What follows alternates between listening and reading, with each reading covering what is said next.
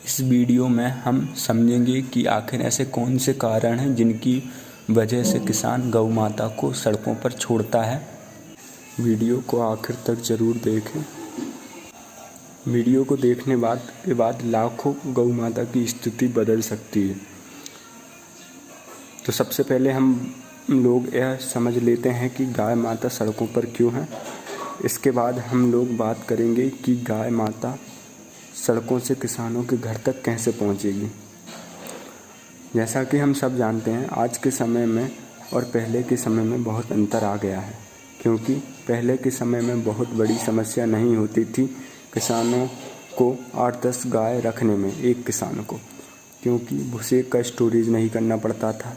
ठीक है, क्योंकि बड़े बड़े चारागार होते थे, जंगल होते थे, नदी तालाब होते थे, जिससे खाने पीने की दिक्कत तो होती ही नहीं थी। जो पशुपालक रहता था उसे ना तो भूसा स्टोरेज करना पड़ता था, ना ही ज़्यादा व्यवस्था बनानी पड़ती थी।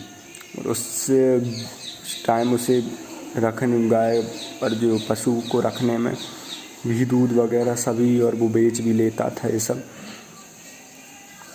पर समय के साथ साथ जंगल मिटते गए, चारागार ख़त्म होते गए, जिसके कारण जो किसान 10-15 गाय रखता था वो अब एक गाय को रखने में उसे सोचना पड़ता है कि इसके लिए मुझे भूसा आदि की व्यवस्था करनी पड़ेगी।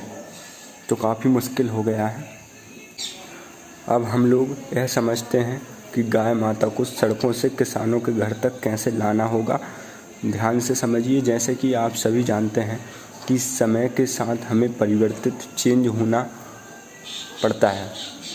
सबसे अधिक ज़रूरी है नस्ल सुधार।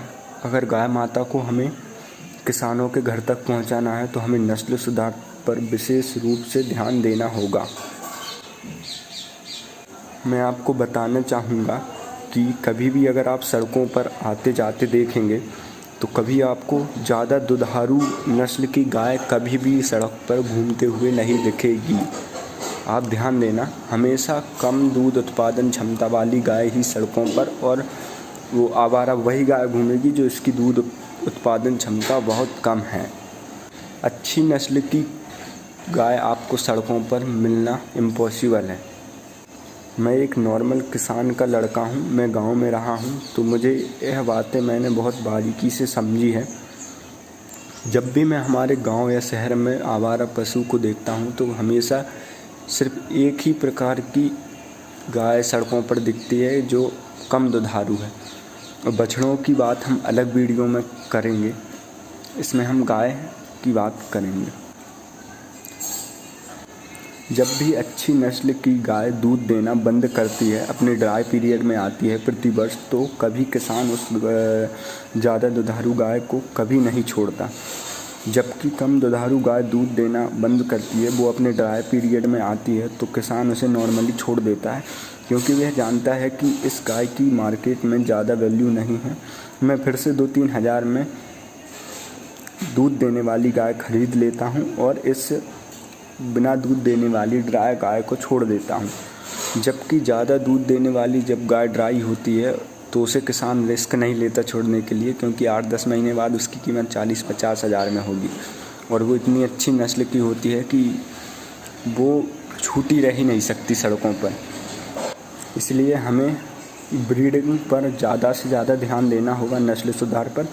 हर गांव कस्बे में अच्छे ब्रीड का नंदी महाराज होना चाहिए, जिससे आने वाली संतान अधिक दुधारू हो। गाय माता को हम इतना मानते हैं, उसकी दूध की क्वालिटी इतनी अच्छी होती है, तो गाय के दूध की कीमत भैंस तथा जर्सी गाय के दूध से कहीं अधिक ज़्यादा होनी चाहिए, जिससे पशुपालक को गाय रखने में सहायता हो।